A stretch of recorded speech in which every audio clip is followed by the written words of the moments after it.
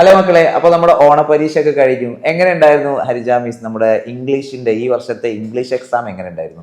English exam ഇപ്പോൾ UP ക്ലാസ്സിന് നോക്കുകയാണെങ്കിലും ഹൈസ്കൂളിലൊക്കെ നോക്കുമ്പോൾ നമുക്ക് മോഡൽ ക്വസ്റ്റ്യൻ പേപ്പർ പ്രൊവൈഡ് ചെയ്തിട്ടുണ്ടായിരുന്ന ആ ഒരു പാറ്റേണിൽ തന്നെയാണ് നമുക്ക് ക്വസ്റ്റ്യൻസ് ഒക്കെ വന്നിട്ടുള്ളത്. നോക്കുമ്പോൾ അത്യാവശ്യം ആ ഒരു പാറ്റേൺ വെച്ച് പഠിച്ചു പോയിട്ടുള്ള ഒരു കുട്ടിക്ക് ഈസി ആയിട്ട് എഴുതി പോരാൻ പറ്റുന്ന ഒരു എക്സാം തന്നെയായിരുന്നു. അതായത് ഒരു എ ഗ്രേഡിലേക്കൊക്കെ എന്തായാലും എത്താൻ പറ്റും. അത്യാവശ്യം ഹാർഡ് വർക്ക് ചെയ്താൽ എ ഗ്രേഡിലേക്ക് എത്തും. പക്ഷേ A+ലേക്ക് എത്തണമെങ്കിൽ ഒന്നുകൂടെ ട്രൈ ചെയ്യണം.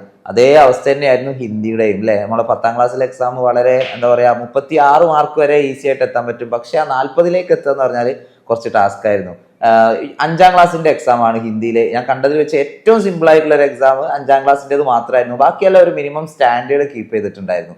അപ്പോൾ പറഞ്ഞു വരുന്നത് എന്താന്ന് വെച്ചാൽ നമ്മൾ ഓണപരീക്ഷക്ക് പഠിച്ച പോലെ പഠിച്ചാൽ മതിയാവും. ഇല്ല, ഇനിയിപ്പോ നമുക്ക് ക്രിസ്മസ് എക്സാം വരുന്നു, ഫൈനൽ എക്സാം വരുന്നുണ്ട്. ഇതിനൊന്നും ഓണപരീക്ഷയ്ക്ക് നിങ്ങൾ പ്രതീക്ഷിച്ച ഇപ്പൊ ഈസി ആയിട്ട് എഴുതി പോന്നിട്ടുള്ള കുട്ടികളുണ്ടാവും. അപ്പോൾ നിങ്ങൾ വിചാരിക്കും ഇതേ പാറ്റേണിൽ പഠിച്ചു പോയാൽ മതിയായിരിക്കും എന്ന് ഒരു കോൺഫിഡൻസ് ഇപ്പൊ എവിടെയെങ്കിലും ഫീൽ ചെയ്തിട്ടുണ്ടാവും. പക്ഷെ അങ്ങനെയല്ല നമുക്ക് വേണ്ടത്.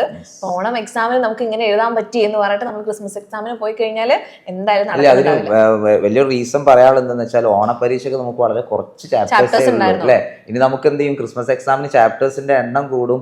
ഇനിയും ചിലപ്പോൾ എന്ത് ചെയ്യാം, ഇവരിപ്പോ ഇനി പരീക്ഷയൊക്കെ നടത്തി കഴിഞ്ഞതിന് ശേഷം എങ്ങനെ ഉണ്ടായിരുന്നു അനലൈസ് ചെയ്ത് യോഗങ്ങളൊക്കെ മീറ്റിംഗ് ഒക്കെ കൂടിയിട്ട് ഇനി ടഫ് ആക്കണോ വേണ്ടയോ എന്നുള്ള കാര്യമൊക്കെ ചർച്ച ചെയ്ത് ക്രിസ്മസ് എക്സാമിന്റെ ക്വസ്റ്റ്യൻ പേപ്പർ ഇടുമ്പോഴായിരിക്കും അവർ ഈ കാര്യങ്ങളൊക്കെ തീരുമാനിക്കുക. അപ്പൊ തീർച്ചയായിട്ടും ടഫർ ആവാനാണ് ചാൻസ്. ടഫർ ആവട്ടെ എന്ന് തന്നെയാണ് നമ്മൾ ആഗ്രഹിക്കുന്നത്. കാരണം നേരത്തെ എക്സാം ടഫായി കഴിഞ്ഞാൽ നമുക്ക് പ്രശ്നമില്ല, സമയം നമുക്ക് കിട്ടും. അപ്പൊ എന്തുകൊണ്ട് പിന്നെ ഒരു ക്വാളിറ്റി കൂടുകയാണ് ചെയ്യുന്നത്. നമ്മുടെ എഡ്യൂക്കേഷൻ എന്ന് പറയുമ്പോൾ അതിന് ക്വാളിറ്റി കൂടുകയാണ് ചെയ്യുന്നത്. സോ ഒരു സ്റ്റാൻഡേർഡ് ആയിട്ടുള്ള ഒരു ക്വസ്റ്റ്യൻ പേപ്പർ തന്നെയാണ് നിങ്ങൾ ഫ്യൂച്ചറിലും എക്സ്പെക്ട് ചെയ്യുന്നത്. അതുകൊണ്ട് തന്നെ മക്കളെ നമുക്ക് കൃത്യമായിട്ടുള്ള ഒരു പ്ലാനിങ്ങോട് കൂടി എന്ത് ചെയ്യണം, ഇനിയുള്ള എക്സാംസ് ഒക്കെ നമ്മൾ കാണണം.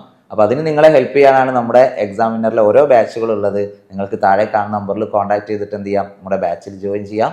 അപ്പൊ അധികം ടൈം കളയണ്ട, പെട്ടെന്ന് തന്നെ നമ്മുടെ തീരുമാനത്തിലേക്ക് എത്താം, നമ്മുടെ ബാച്ചിലേക്കൊക്കെ ജോയിൻ ചെയ്യുക, അടിപൊളിയായിട്ട് പഠിക്കാം.